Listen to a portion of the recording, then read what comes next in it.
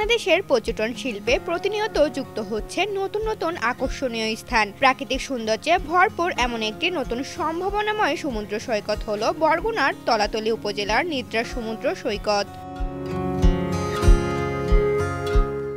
একদিকে সাগর আর অন্যদিকে নদীর মোহনায় কেওড়া ও ঝাউবনের সবুজে ঘেরা এই সৈকত যেন প্রকৃতির এক অপরূপ নিদর্শন।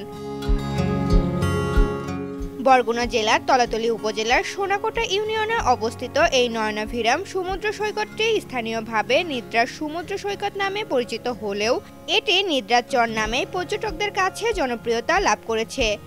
আমরা তালতলী নিদ্রার চর ডিসি পয়েন্টে এসেছি, ঢাকা থেকে এসেছি অফিস কলিগরা মিলে। জায়গাটা খুবই সুন্দর, যদি আসতে একটু কষ্ট হয়েছে, একটু রিমোট এরিয়া, বাট খুবই সুন্দর জায়গাটা। কেমন লাগে? খুবই ভালো লাগছে। এখানে আরেকটু যদি আসার ব্যবস্থাটা ভালো থাকতো, কিছু বসার জায়গা, রেস্টুরেন্ট থাকতো, তাহলে মনে হয় আরেকটু ভালো হতো। বঙ্গোপসাগরের নীল জলরাশি এবং বিস্তীর্ণ কেওড়া ও ঝাউবনের সবুজ শোভা মিলে এখানে স্বপ্নময় পরিবেশ তৈরি হয়েছে। নরম ঘাসের চাদরে ঢাকা প্রান্তর আর শ্বাসমূলের ঘন সমারোহ এই সৈকতের প্রাকৃতিক সৌন্দর্য আরো বাড়িয়ে দিয়েছে। প্রতিদিন দেশের বিভিন্ন প্রান্ত থেকে পর্যটকরা আসছেন নিদ্রার চরের অপার সৌন্দর্য উপভোগ করতে। এখানে আগে কোনো খাবারের দোকান ছিল না, এখন তো একটা খাবারের দোকান হয়েছে, যেমন ডাবের দোকান আছে, ভেলপুরির দোকান, আমাদের মেয়েদের জন্য এগুলা। তবে আরেকটা জিনিস হলে খুব ভালো হয়, মানে টুরিস্টদের জন্য, যেটা আর কি যারা দূর থেকে আসে, আমরা তো কাছ থেকে আসা, তো এখানে কোনো যদি হোটেল বা কোনো রিসোর্ট করা হয় তাহলে অনেক ভালো হয়।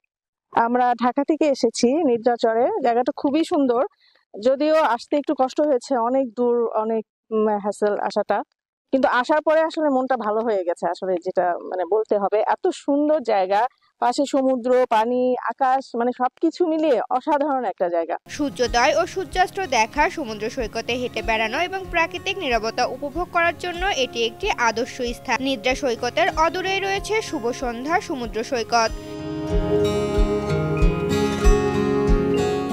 নিদ্রার চর বাংলাদেশের পর্যটন মানচিত্রে একটি উজ্জ্বল নক্ষত্র হিসেবে আবির্ভূত হতে চলেছে। যেটা দেখলাম যে কোনো রেস্টুরেন্ট বা ভালো রেস্টরুম বা কোনো হোটেল ওরকম নাই, এটা তো ওরকম কিছু যদি থাকতো তাইলে এখানে এসে অনেকটা সময় লেগে গেছে, তো আসলে পরে একটু ফ্রেশ ট্রেশ হওয়ার ব্যাপার থাকে, বা বাচ্চা কাচ্চা নিয়ে আসলে একটু খাবার দাবার ব্যবস্থা থাকলে ভালো হয়। তো ওরকম কিছু নাই।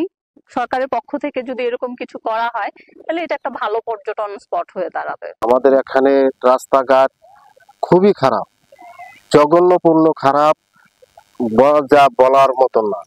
আমাদের সরকার মহোদয়ের কাছে আমার আকুল আবেদন, আমাদের যদি এখানে একটা রাস্তা হয় এবং একটা বাথরুম নাই, একটা রেস্ট হাউস নাই, একটা